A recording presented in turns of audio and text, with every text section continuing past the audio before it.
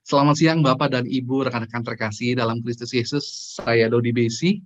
Senang pada kesempatan hari ini saya akan memandu jalannya ibadah virtual yang ke-22. Ya, persekutuan doa kasih yang dapat disaksikan melalui Zoom dengan kapasitas 100 seat. Kami sampaikan juga bahwa ibadah siang hari ini dapat disaksikan melalui kanal YouTube, dan jangan lupa memberikan like dan subscribe YouTube kami, Persekutuan Doa Kasih, dan juga Instagram kami di PD Kasih. Persekutuan Doa Kasih merupakan persekutuan doa independen dan secara kolektif diikuti oleh karyawan Sequis Group, GSK, dan para tenan di Sequis Tower dan Sequis Center.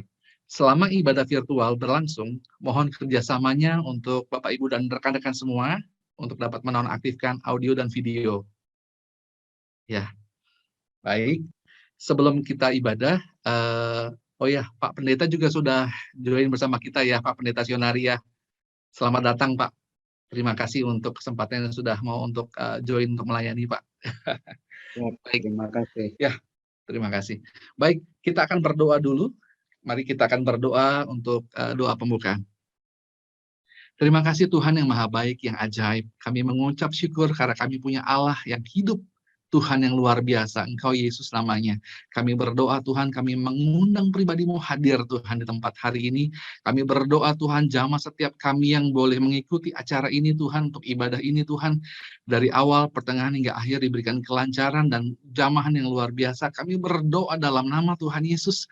Mari Tuhan, Engkau yang boleh berbicara Tuhan sesuai dengan tingkat rohani kami masing-masing. Karena kami percaya Engkau berbicara secara detail Tuhan. Kami berdoa Tuhan, berkati Tuhan dan berikan campur tangan-Mu untuk semua hal yang ada dalam kehidupan kami. Kami mengucap syukur, kami memulai ibadah ini Tuhan, pimpin kami dan urapi kami Tuhan. Di dalam nama Tuhan Yesus Kristus kami berdoa dan mengucap syukur. Amin. Ya. Baik, Bapak Ibu, rekan-rekan semua, kita akan memuji dan menyembah nama Tuhan. Ya, ada beberapa pujian syukur dan penyembahan yang akan persembahkan oleh tim musik PD Kasih. Baik, untuk waktu dan tempat saya persilakan untuk kita sama-sama memuji dan menyembah Tuhan.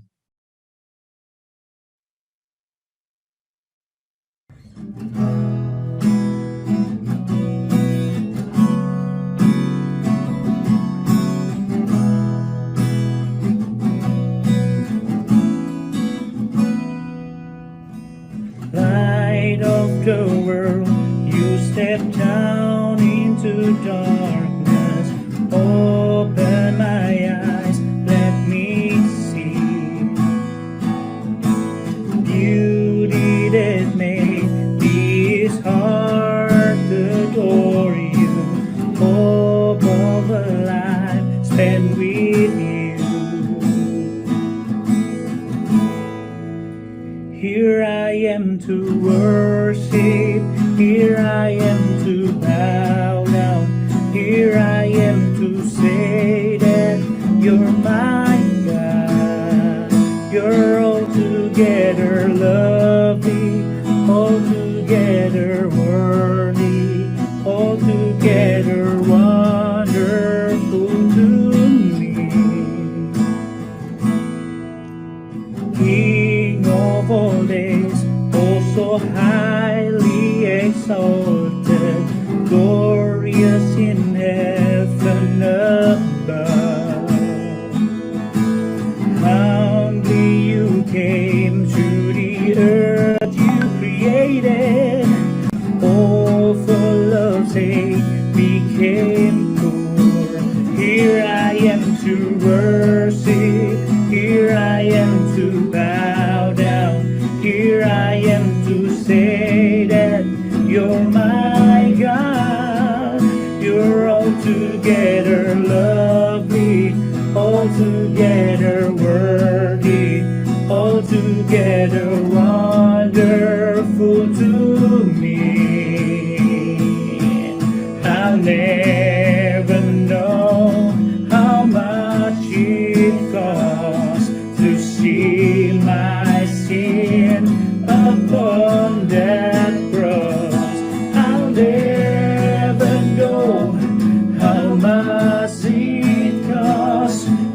purging my sin upon that cross.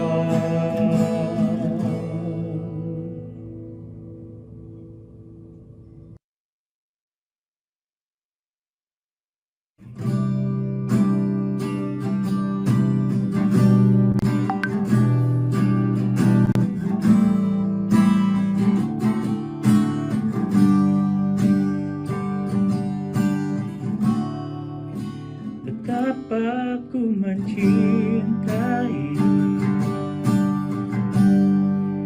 segala yang telah terjadi, tak pernah sendiri jalani hidup ini, selalu menyertai.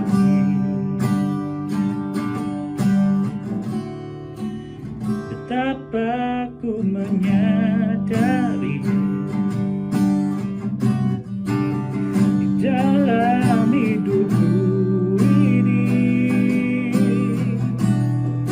Kau selalu memberi pasangan yang terbaik oleh karena kasih.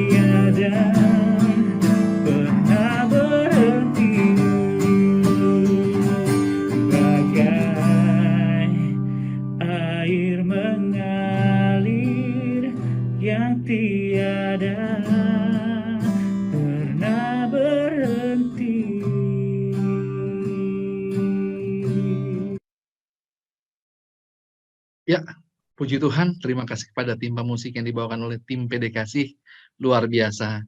Betul ya, rekan-rekan semua, bahwa ketika kita memuji dan menyembah Tuhan, maka ada sesuatu yang terjadi, ya sama seperti halnya kota tembok Yeriko dikelilingi dengan puji-pujian, ya 7 kali, dan akhirnya tembok yang begitu kuat hancur juga.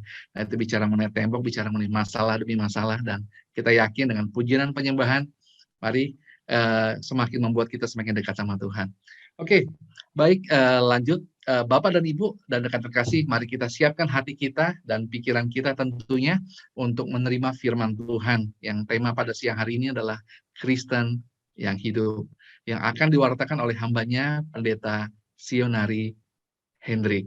Baik, untuk waktu dan tempat kami persilakan Bapak Pendeta. Haleluya. Shalom. Shalom semua. Saudara-saudara dari Persekutuan Doa Kasih. Pertama saya mengucap syukur kepada Tuhan untuk siang hari ini, di mana diberi kesempatan untuk melayani dalam persekutuan doa kasih. Saya percaya ini bukan sebuah kebetulan, tapi Tuhan yang mempertemukan kita dan mau menyampaikan satu pesan penting bagi kita pada siang hari ini. Nah, pepatah berkata, tidak kenal maka tidak sayang. Nah, mungkin sudah pasti tidak ada yang mengenal saya kecuali Pak Sungadi ya, yang memberi saya kesempatan untuk melayani pada siang hari ini. Nama saya tadi sudah disebutkan Pendeta Sionari Hendrik. Saya saat ini sedang berada di tempat yang jauh sekali, Denmark, yaitu letaknya Jawa Tengah, dekat kota Kudus. Jadi kota Denmark itu adalah kota wali, kota transit. Jadi kalau orang pergi ke Semarang ya mesti melewati kota Demak. Kalau pergi ke Kudus mesti lewat kota Demak. Jadi ini kota yang terjepit, saudara, kota kecil tapi kota sejarah karena perkembangan Islam dimulai dari kota ini. Jadi ada beberapa macam wisata religius yang ada di kota Demak dan juga kuliner unik. Kalau saudara boleh datang ke Demak bisa mencicipi kuliner unik yaitu suike. Saya katakan itu kuliner suike paling enak di dunia. Haleluya. Baik saudara, apakah saya bisa men-share screen? Oke. Apa yang mau saya sampaikan pada siang hari ini, terima kasih sudah bisa di share screen.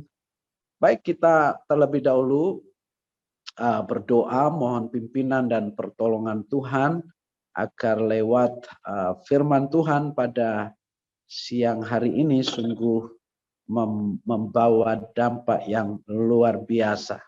Mari kita berdoa bersama-sama. Saya yang memimpin kita di dalam doa. Mari kita berdoa. Bapa, kami sungguh bersyukur untuk siang hari ini. Kami boleh berada di ruang Zoom doa ini Tuhan. Satu kesempatan yang luar biasa. Kami bersyukur untuk teknologi yang begitu dahsyat sehingga kami memungkinkan kami untuk melayani bertatap muka meskipun dari jarak yang jauh, tapi kami bisa disatukan dalam Zoom ruang yang kecil ini Tuhan. Terima kasih Bapa. Dan Allah Roh Kudus urapi hamba-Mu secara khusus, beri hamba urapan, kuasa, otoritas, wibawa surgawi, agar melalui pelayanan hamba pada siang hari ini ada kuasa Tuhan yang bekerja, tidak hanya sekedar hamba menyampaikan apa yang menjadi pengetahuan belaka, tetapi rema ilahi yang berbicara kepada kami secara pribadi masing-masing Tuhan. Berkati persekutuan doa kasih anggota-anggotanya yang hadir, yang ikut acara Zoom persekutuan doa siang hari ini. Kiranya kuasa Roh Kudus, hadirat surgawi turun atas mereka seperti apa yang hamba rasakan pada saat ini di siang hari ini di tempat ini. Intervensi ilahi kami perlukan, intervensi kegelapan kami tolak dalam nama Tuhan Yesus. Kami berdoa dan mengucap syukur. Haleluya. Amin. Baik saudara yang dikasih dalam Tuhan, saya akan membaca nats yang mau saya sampaikan pada siang hari ini dari Kisah Para Rasul pasal yang ke-1 ayat yang ke-8. Demikian firman Tuhan. Tetapi kamu akan menerima kuasa kalau Roh Kudus turun ke atas kamu. Dan kamu akan menjadi saksiku di Yerusalem dan seluruh Yudea dan Samaria dan sampai ke ujung bumi. Haleluya. Nah, apa sih yang dimaksud dengan Kristen yang hidup, saudara? Ini pertanyaan penting bagi kita. Nah, apa yang dimaksudkan dengan Kristen yang hidup? Yang pertama saya ingin menjelaskan tentang Kristen, saudara. Mungkin terminologi ini sudah begitu sangat akrab di telinga kita sehingga kita menganggap Kristen itu hanya sekedar sebuah agama yang diakui oleh pemerintah yang ada di Indonesia, atau mungkin kita menganggapnya sebagai sebuah agama yang salah satu agama terbesar yang ada di muka bumi ini, saudara. Dan itu tidak salah, saudara yang dikasih dalam Tuhan. Tapi dalam konteks Kristen, dalam konteks kita sebagai orang percaya, sebagai orang Kristen, sering orang memahami Kristen itu secara keliru dan salah. Dan kita tahu bahwa kekristenan atau kata Kristen itu mulai muncul di Antioquia. Kalau saudara lihat di Kisah Para Rasul pasal 11, di sana dijelaskan yang disebutkan tentang orang-orang, atau dengan kata lain Kristen disebutkan atau disematkan kepada mereka yang mengikuti Kristus. Jadi Kristen itu dapat dikatakan sebagai orang-orang yang mengikuti Kristus. Mengikuti Kristus nggak sekedar setuju dengan Kristus.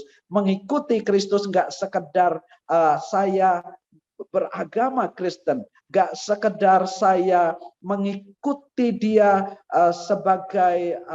sebagai orang Kristen yang pasif, tetapi juga sebagai Kristen yang aktif.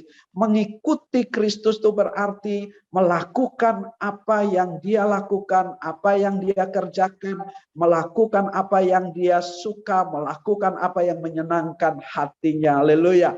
Nah, tapi dalam konteks Kristen hari-hari ini, saudara, banyak orang menganggap Kristen itu adalah saya mengikuti acara kebaktian rohani. Saya ngalami sesuatu di sana, maka saya disebut sebagai Kristen. Sebenarnya bukan itu, saudara. Ini yang disebut dengan Kristen KKR, saudara.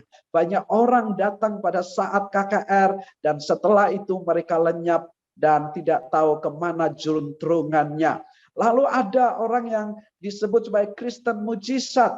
Dan ketika mereka mengalami sesuatu yang luar biasa, mereka mengalami kuasa Tuhan, dijamah oleh Tuhan, disembuhkan oleh Tuhan, dan mereka merasa bersukacita, dan mereka merasa sesuatu terjadi atas dirinya, dan mereka menganggap, aku sudah jadi Kristen, saudara. Nah, ini yang disebut dengan Kristen mujizat.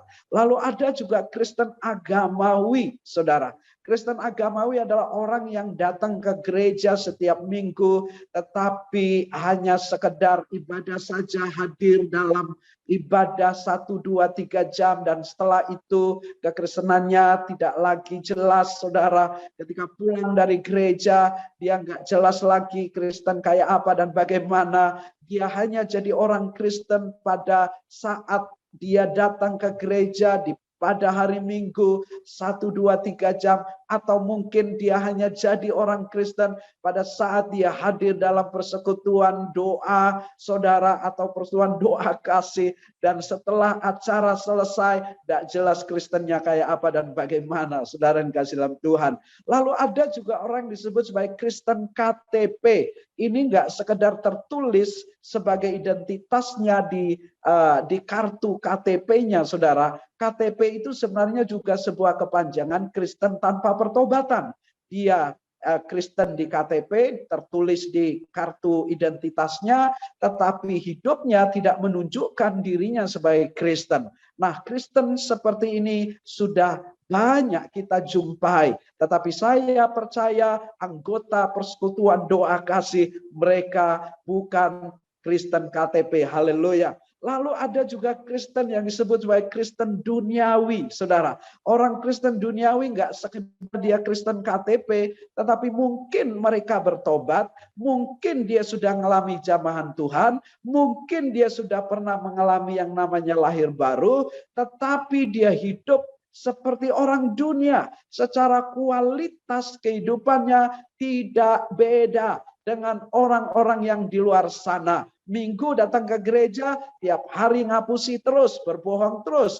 Minggu datang ke gereja, berzina setiap hari. Minggu datang ke gereja, tetapi melakukan korupsi juga setiap saat. Minggu datang ke gereja, kasar dengan istri atau dengan suami. Minggu datang ke gereja, menunjukkan, tetapi setelah itu menunjukkan kehidupan yang benar-benar di luar konteks imannya sebagai orang Kristen. Oh, saudara dikasih dalam Tuhan, kita menemukan Kristen-Kristen yang seperti ini di sekitar kita. Bukan hanya di luar sana, mereka juga hadir dalam gereja-gereja Kristen, dalam gereja-gereja mulai dari yang kecil sampai dengan gereja-gereja yang besar. Tapi pertanyaannya, saudara yang kasih dalam Tuhan, Kristen macam apa, saudara? Nah, kalau kita berbicara tentang Kristen rohani, atau saya menyebutnya sebagai Kristen yang hidup. Saudara yang kasih dalam Tuhan, tadi kita udah berbicara tentang Kristen, dan sekarang Kristen yang Tuhan rindukan, Tuhan inginkan adalah Kristen yang hidup. Mungkin saudara menatap saya dan berkata, Pak Pendeta, saya sudah hidup. Betul, saudara sudah hidup, diberi hidup oleh Tuhan, setiap hari bangun dari tempat tidurnya, setiap hari saudara melakukan tugas aktivitas pelayanannya dengan baik, dan itu menunjukkan kita hidup, saudara, karena Tuhan masih memberi kita nafas hidup. Namun hidup yang saya maksudkan di sini bukan hidup sekedar saya bernafas, saudara, tetapi hidup dalam artian menghidupi kehidupan kekristenan saya di tengah-tengah dunia yang gelap, di tengah-tengah dunia yang kacau, di tengah-tengah dunia yang penuh dengan penyesatan ini, saudara. Nah, saya memberi contoh seperti ikan yang ada di laut, saudara yang kasih dalam Tuhan. Dia hidup di dalam air yang asin, tetapi dia tidak menjadi asin. Mengapa? Karena dia hidup. Dia tidak menjadi asin, meskipun dia berada dan hidup di dalam air yang hidup. Dia tidak menjadi asin karena dia hidup, saudara. Dan ikan yang ada di dalam air asin itu akan menjadi asin kecuali ia mati, saudara dikasih dalam Tuhan. Nah, bayangkan saudara dikasih dalam Tuhan, Tuhan berkata bahwa kamu itu adalah garam dunia. Di dalam Matius pasal 5 ayat 13, Tuhan berkata kamu adalah garam dunia. Lalu kemudian ayat yang ke-14, Tuhan berkata kamu adalah terang dunia. Ini berbicara tentang apa, saudara yang dikasih dalam Tuhan? Ini berbicara tentang pengaruh. Ini berbicara tentang dampak.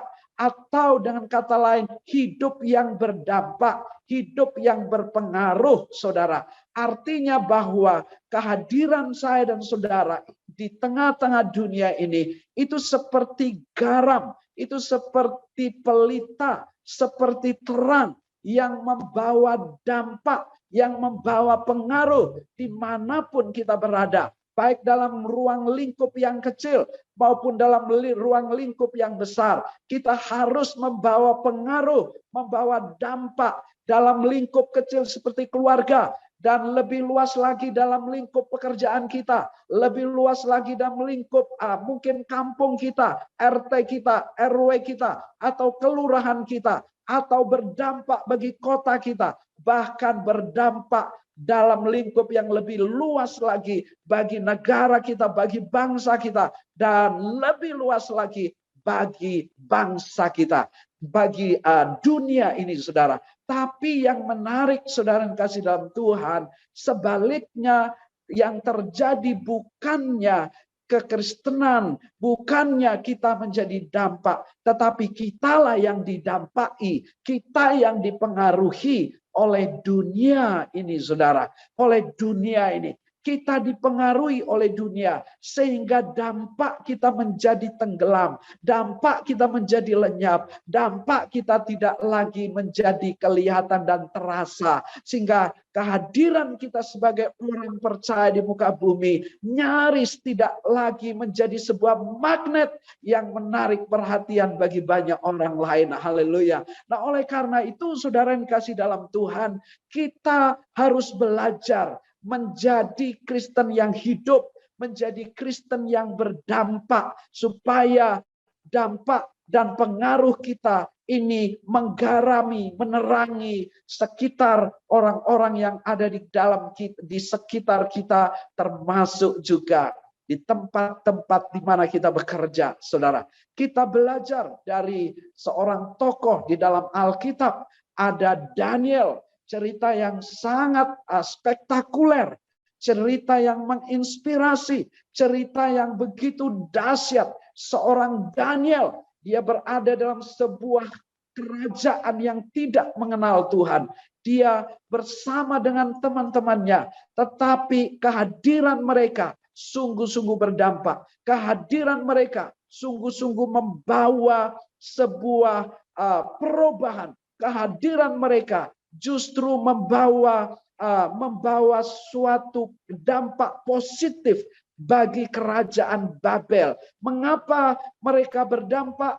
Mengapa mereka mempunyai pengaruh yang besar? Karena mereka tidak sekedar hidup, tetapi mereka menghidupi kebenaran firman di dalam kehidupan dan praktek hidup mereka hari-hari. Luar biasa.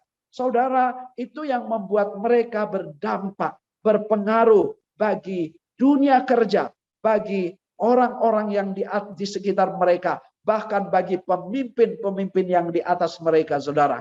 Kita lihat Yusuf pada zamannya, dia hanya seorang diri di kerajaan Mesir yang begitu luas, yang begitu besar, yang begitu jaya.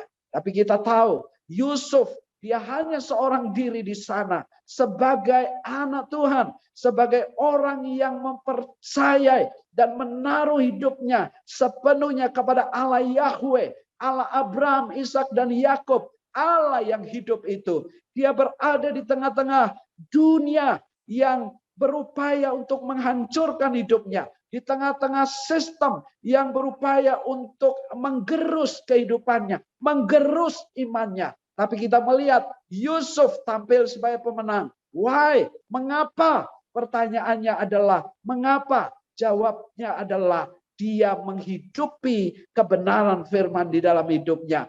Orang Kristen hidup bukan sekedar bersyukur karena dia diberi hidup, nafas hidup, tetapi menghidupi kehidupan Kristus di dalamnya. Nah, ketika kita menghidupi kehidupan Kristus, menghidupi kebenaran firman, nah hidup kita akan membawa dampak, membawa pengaruh, membawa sesuatu yang positif, menginspirasi bagi banyak orang, sehingga orang-orang yang di sekitar kita juga mengalami hidup karena hidup yang kita bawa itu menghidupi mereka. Haleluya. Nah, saudara yang dikasih dalam Tuhan Yesus Kristus, bukan hanya Daniel seorang yang berdampak kelas dunia, bukan hanya Yusuf seorang yang memiliki dampak kelas dunia, saudara. Tapi kita melihat Yesus dan ke-12 muridnya berdampak atas dunia ini. Saudara yang dikasih dalam Tuhan, Yesus itu pemimpin termuda yang paling berpengaruh di muka bumi. Salah satu, meskipun dalam literasi, dalam apa begitu kan, itu tidak dijadikan sebagai nomor satu. Tapi saya mau kasih tahu saudara, tahukah Bapak Ibu, Yesus ini usianya 33 tahun lalu kemudian dia mati disalibkan, saudara. Saya melihat Yesus dari sisi kacamata manusianya, saudara. Tahukah saudara bahwa dampak dan pengaruh Kristus itu luar biasa atas dunia ini. 3 miliar penduduk dunia ini mengaku sebagai followernya Yesus. Itu yang masih mengaku, belum yang silent follower, belum yang mengikuti diam-diam, saudara yang kasih dalam Tuhan. Jadi yang tercatat itu sebenarnya kurang lebih 3 miliar penduduk dunia. Hampir separuh penduduk dunia mengikuti dan didampai, dipengaruhi oleh Kristus. Sekalipun ketika dia ada di dunia ini, dia hanya mempengaruhi 12 muridnya. Tapi setelah dia naik ke sorga, pengaruh-pengaruh itu semakin melebar dan semakin mendunia, saudara yang dikasih dalam Tuhan. Bukan hanya itu, saudara. Secara literasi kita melihat setiap hari buku yang ditulis, khususnya buku rohani yang diberi judul Yesus, saudara, setiap hari terbit ada 5 judul buku yang terbit tentang Yesus. Itu artinya bahwa setiap tahun ada kurang lebih 1.800 judul buku yang ditulis, yang menulis tentang Yesus, saudara yang kasih Tuhan. Itu belum lagi lagu-lagu. Wah, itu luar biasa, saudara yang kasih Tuhan. Mungkin saya menatap, saya berkata, oh, dia akan Tuhan, Pak. No, saya mau berbicara tentang dia Yesus sebagai manusia yang membawa dampak, yang membawa yang memiliki dampak kelas dunia, saudara yang kasih dalam Tuhan. Nah, kita melihat bukan cuma Yesus, ada murid-muridnya juga yang juga membawa dampak dalam sejarah gereja. Mereka mewarnai sejarah dunia dengan cara yang luar biasa. Dan sampai hari ini dampak mereka masih kita rasakan, saudara. Nah, saya mau dan saya rindu, saya dan saudara menjadi orang-orang yang Kristen yang berdampak, orang-orang Kristen yang membawa pengaruh positif dimanapun kita berada. Kita perlu menyatakan diri kita sebagai orang percaya dan saudara katakan, saya orang Kristen yang berdampak. Haleluya. Saudara boleh sebut, saya orang Kristen yang berdampak. Nah, saudara dikasih dalam Tuhan, kenapa orang-orang ini berdampak? Karena mereka hidup. Mereka nggak sekedar diberi nafas hidup, tapi mereka menghidupi kebenaran. Mereka menghidupi firman. Mereka menghidupi apa yang mereka dapatkan dari Tuhan. Dan itu membawa mereka masuk dalam sebuah level hidup yang melampaui rata-rata, lebih dari apa yang mereka pikirkan. Mungkin saudara menatap saya dan berkata, Pak Pendeta, saya manusia biasa, saya penuh kelemahan dan kekurangan. Oh saudara, saya juga manusia biasa, penuh kekurangan, kelemahan. Tetapi Yesus datang ke dunia ini, mati menanggung dosa saya dan saudara, menebus saya dan saudara, bangkit dari kematiannya, supaya saya dan saudara yang manusia biasa itu menjadi manusia biasa yang luar biasa. Manusia biasa yang luar biasa adalah manusia yang menghidupi kebenaran dalam setiap aspek hidupnya, baik hari lepas hari, saudara. Nah, ada Billy Graham, seorang pengkhotbah terkenal, berkata ada 5 Injil. Yang pertama adalah Injil Matius, Injil Matius, Markus, Injil Lukas, dan Injil Yohanes. Dan tahukah saudara, Injil yang kelima adalah Injil Sionari. Injil yang kelima adalah Injil Agustinus. Injil yang kelima adalah Injil Budi. Injil yang kelima adalah Injil Rohani. Injil yang kelima adalah Injil Siska, atau Injil yang kelima adalah Anggreani, dan seterusnya. Dan Injil-Injil yang kelima itu adalah dirimu, diri saya, saudara yang kasih dalam Tuhan. Nah, oleh karena itu, saudara yang kasih dalam Tuhan, bagaimana kita menjadi Injil-Injil yang hidup, menjadi sebuah berita yang hidup kepada dunia di sekitar kita, saudara. Menjadi Kristen yang hidup, atau dengan kata lain, bukan sekedar saya hidup diberi nafas, tetapi menghidupi kebenaran-kebenaran Kristus, dan juga mengalami kehidupan Kristus di dalam kehidupan saya, saudara. Bagaimana? Firman Tuhan berkata, tetaplah pada pokok anggur yang benar. Pokok anggur yang benar, melekat pada pokok anggur yang benar. Bukan sekedar dekat, tetapi melekat pada pokok anggur yang benar. Ini bicara soal apa? Ini berbicara tentang intimasimu dengan Tuhan. Saya mau kasih tahu saudara, kamu nggak bisa intim dengan Tuhan ketika kamu datang ke gereja cuman hari Minggu, cuman ikut perseruan doa. Kamu nggak akan intim dengan Tuhan ketika engkau hanya pergi ke mall dan bertamasya atau bersenang-senang dimanapun. Mungkin engkau sesaat menjadi senang, sesaat menjadi sukacita karena engkau mengalami sukacita dunia. Tapi saya mau kasih tahu, sukacita yang sesungguhnya, hidup yang sesungguhnya, ketika engkau menghidupi hidup yang berintimasi dengan Allah. Dan ketika engkau intim dengan Allah yang memberi, yang adalah Allah yang hidup, maka Ia akan mengalirkan hidupnya ke dalam hidupmu, sehingga kamu menjadi penuh kuasa, penuh gairah. Kamu menjadi seorang Kristen yang hidup, kamu menjadi seorang Kristen yang penuh dengan sukacita. Haleluya. Nah, saudara, gak ada jalan lain kecuali engkau membangun sebuah intimasi dengan engkau. Ada begitu banyak orang Kristen baik, tapi mereka tidak punya intimasi dengan Tuhan. Ada begitu banyak orang Kristen yang melayani Tuhan, tapi mereka tidak punya intimasi dengan Tuhan. Itulah yang membuat hidupnya tidak hidup. Itulah yang membuat hidupnya tidak berdampak. Itulah yang membuat hidupnya tidak berkuasa, tidak berpengaruh. Saudara, saya mau kasih tahu, engkau boleh terlibat dalam pelayanan, engkau boleh terlibat dalam persekutuan-persekutuan apapun, engkau boleh terlibat dalam pekerjaan-pekerjaan Tuhan. Dengarkan bahwa tanpa intimasimu dengan Tuhan, itu nggak akan mempengaruhi apa-apa. Intimasimu dengan Tuhan tidak menghidupkan apa yang kau kerjakan, apa yang kau lakukan. Tapi ketika engkau membangun intimasimu dengan Allah, kau menjadi Kristen yang hidup. Nah, oleh karena itu, saudara yang kasih dalam Tuhan Yesus Kristus, kita harus memulai intimasi kita dengan Tuhan. Nah, pertanyaannya untuk apa? Untuk menjadi saksi yang hidup. Untuk menjadi saksi yang hidup kepada dunia ini. Supaya kesaksian kita menjadi berdampak. Membawa pengaruh yang luar biasa.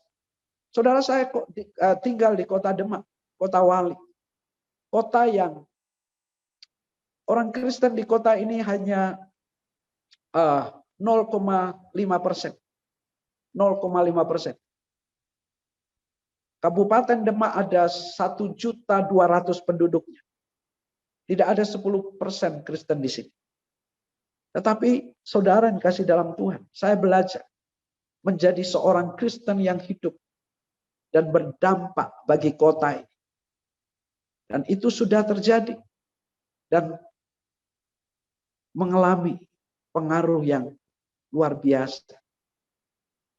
Mulai dari lingkungan, mulai dari pemerintah dalam ruang lingkup yang lebih kecil dulu, RT, kelurahan, sampai kepada kabupaten. Karena ini kabupaten, saudara. Kita mau menunjukkan keberadaan kita sebagai garam, sebagai terang di kota ini. Dan saya kira itu dapat dirasakan.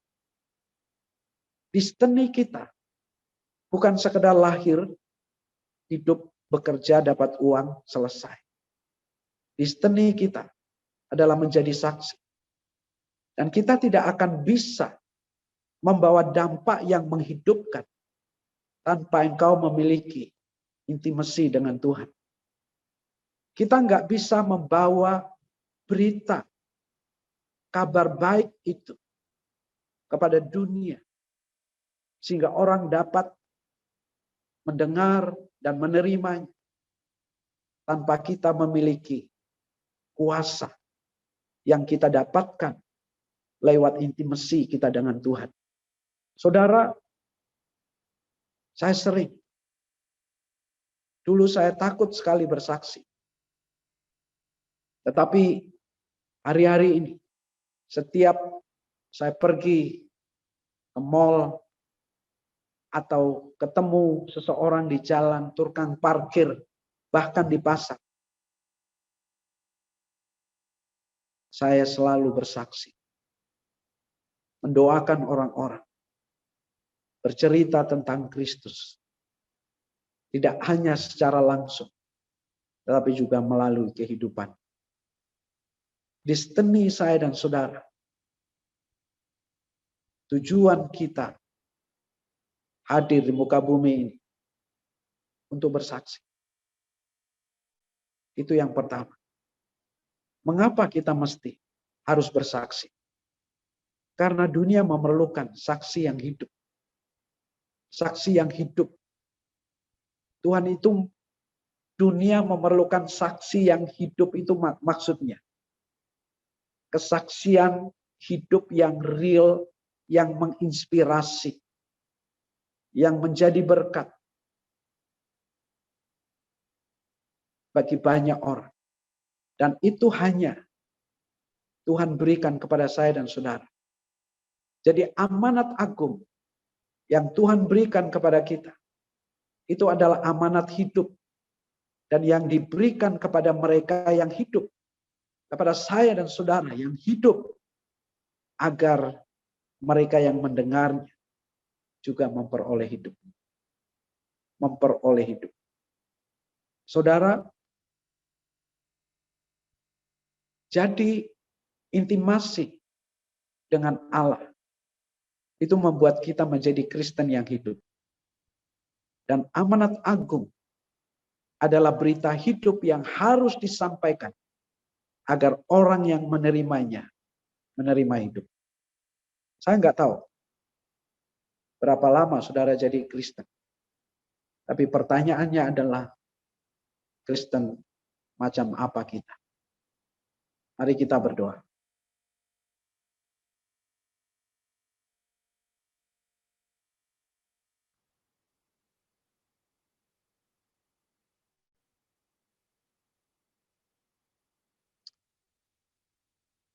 Bapa, pada malam hari ini pada siang hari ini, kami bersyukur dan berterima kasih untuk kasih setia dan kebaikan-Mu yang sudah Engkau curahkan dan limpahkan dalam kehidupan kami hari demi hari. Kami berterima kasih buat anugerah besar yang Tuhan berikan, di mana kami boleh menerima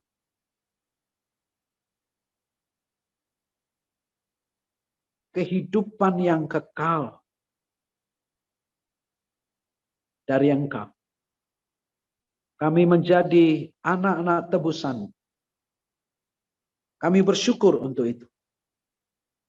Dan pada siang hari ini Tuhan, hamba berdoa secara khusus buat kebenaran firman Tuhan yang baru saja kami dengar.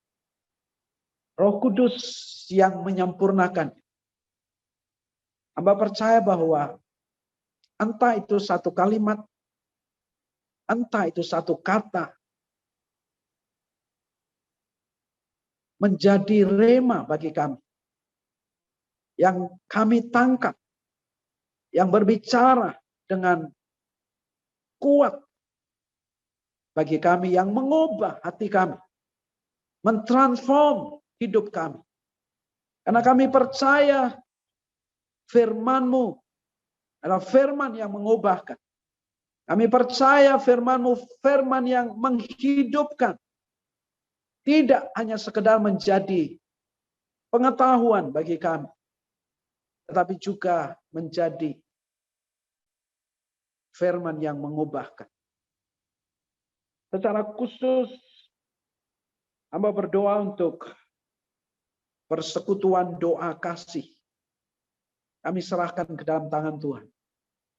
Berterima kasih untuk karyawan, staf, maupun pemimpin perusahaan yang mengingat Tuhan di tengah-tengah kesibukan mereka. Yang mengingat Tuhan di tengah-tengah mereka melakukan tugas pekerjaan yang tentu saja sangat menyitakan waktu dan energi. Mereka memberi waktu untuk bersekutu dengan Engkau. Memberi waktu untuk menyembah Engkau, mendengar firman. Oleh karena itu berkati Tuhan setiap karyawan, staf, pemimpin, baik di aras pemimpin yang ada di persekutuan doa kasih. Engkau berkati. Hamba serahkan perusahaan grup Gunung Sewu Kencana ke dalam tangan-Mu. Dan juga Sequis Life, Sequis Financial, Sequis Asset Management, maupun yang lain Tuhan, yang terkait dengan perusahaan-perusahaan ini. Lawatan Tuhan terjadi. Engkau yang memulai, kami percaya. Melalui orang-orang yang Tuhan beri inspirasi. Orang-orang yang Tuhan beri visi. Tuhan bekerja melalui perusahaan-perusahaan ini. Kuasa-Mu nyata agar perusahaan-perusahaan mengalami terobosan-terobosan mengalami lompatan-lompatan yang luar biasa yang melampaui ekspektasi manusia. Karena kami percaya Tuhan, apapun yang kami kerjakan dan siapapun kami ketika kami mengutamakan Engkau dan mengingat Engkau, Kau akan membuka pintu berkat-Mu tercurah atas perusahaan GSK, Sequis Life, Sequis Financial, Sequis Asset Management, dalam nama Tuhan Yesus. Berkati. Tuhan menolong. Dan biarlah perusahaan-perusahaan ini menjadi berkat bagi para nasabah, bagi para pelanggan, atau bagi siapapun. Berkati Tuhan. Berkati karyawannya. Berkati staf manajemennya. Lawatan Tuhan terjadi agar mereka boleh menjadi berkat, bekerja dengan sungguh-sungguh. Melakukan tugas mereka seperti melakukannya untuk Tuhan. Melakukan pekerjaan mereka sebagai bentuk ibadah dan penyembahan mereka kepada Engkau. Terpujilah nama-Mu Tuhan Yesus. Terima kasih Bapak. Ini doa kami. Meserahkan semuanya dalam satu nama. Yesus Kristus Tuhan. Juru selamat kami yang hidup. Haleluya. Amin.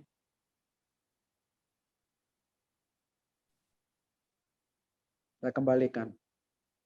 Ya, terima kasih. Ya, puji Tuhan, kita sungguh sangat diberkati oleh firman Tuhan hari ini.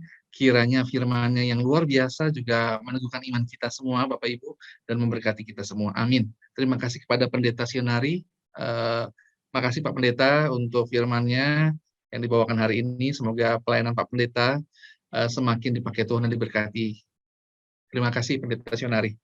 Ya, baik Bapak Ibu dan rekan-rekan semua yang terkasih, sekarang ibadah tibalah saatnya kita akan mengumpulkan persembahan untuk melancar pelayanan PDKasi. Dukungan Bapak Ibu dan rekan-rekan terkasih dapat disalurkan melalui QR Code BCA atau melalui transfer ke rekening BCA atas nama Nitya Darmawati atau Dodi Besti seperti yang tertera pada layar berikut ini. Ya, terima kasih untuk Bapak Ibu yang sudah memberikan persembahan untuk pekerjaan Tuhan pastinya. Oke, saat ini kita akan menutup ibadah kita dengan doa dan kita undang Bapak Pendeta Sionari untuk doa berkat. Silakan Pak Pendeta. Baik, mari kita berdoa, bersyukur Tuhan untuk persekutuan doa kasih yang sudah berlangsung dengan baik. Biarlah segala hormat, kemuliaan, kebesaran kami kembalikan bagi Engkau. Biarlah Engkau yang ditinggikan, Engkau yang diagungkan. Berkati persekutuan doa kasih. Biarlah semakin hari semakin jadi berkat. Memberkati banyak orang. Nama Tuhan Yesus dimuliakan. Saudara yang dikasih dalam Tuhan, terimalah berkat dari Allah. Tuhan memberkati engkau dan melindungi engkau. Tuhan menyinari engkau dengan wajahnya dan memberi engkau kasih karunia. Tuhan menghadapkan wajahnya kepadamu dan memberi engkau damai sejahtera. Mulai saat ini sampai Maranatha, Tuhan Yesus Kristus datang untuk kedua kalinya. Haleluya. Amin. Tuhan Yesus memberkati. Ya, dan sampailah kita di penghujung ibadah virtual siang hari ini. Saya Dodi Besi atas nama pengurus Persekutuan Doa Kasih mengucapkan terima kasih kepada hambanya Pendeta Sionari Hendrik yang telah menyampaikan firman Tuhan. Kemudian juga kepada Bapak Ibu dan rekan-rekan terkasih yang telah hadir, serta semua teman-teman pengurus penyelenggara ibadah virtual PDKasi. Mohon maaf jika ada kekurangan dalam penyelenggaraan ibadah virtual hari ini.